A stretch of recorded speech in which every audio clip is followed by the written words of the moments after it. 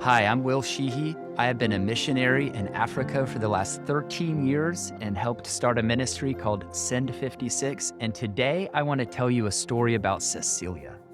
Cecilia is part of a tribe called the Toposa, and they are in a remote part of South Sudan. And they have a reputation of being a pretty rough bunch. They are semi-nomadic herdsmen, so they kind of live in the bush.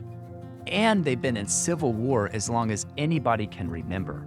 So as a result, a lot of the people are armed and dangerous. And we sent one of our Ugandan missionaries named Simon Peter to live among the Toposa. And he made friends with Cecilia. And one day he sees Cecilia marching through the village holding a big machine gun. And he runs up to her and says, "Cecilia, what are you doing?" And she says, "Get out of my way.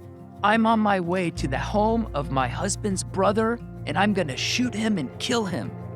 And suddenly, the boldness of the Holy Spirit falls on Simon Peter, and he faces down this woman holding a machine gun, and he preaches the gospel to her. And he says, "Do you not know that murder is a sin against the Lord?" And when he says that, the Holy Spirit pierces her heart and cuts her to the quick. And she falls to her knees under the weight of conviction right there in the middle of the village, throws her gun down and begins weeping. And Simon Peter leads her to the Lord. Now it's about 5 years later, and Cecilia is filled with the joy of the Lord. She's on the praise and worship team at the church that Simon Peter founded, and she is leading the children's ministry. It's just an amazing picture of Romans chapter 10 in action. It says in Romans 10, faith comes by hearing, and hearing by the word of Christ. And that day, Cecilia heard the word and believed. And it says, anyone who calls on the name of the Lord will be saved. And she called on the name of the Lord that day and experienced salvation that has changed her life forever. But it goes on to ask the question, how can someone like Cecilia hear unless someone like Simon Peter preaches to her?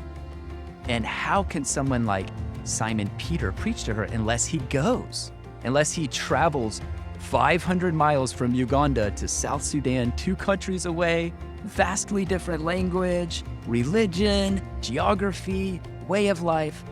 But unless he goes there and preaches to her, she will never have access to the gospel.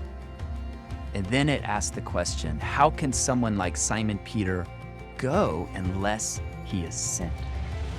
Every goer like him needs a team of senders behind him who are willing to contribute financially so that he can go and stay there long term, and who are willing to cover him in prayer.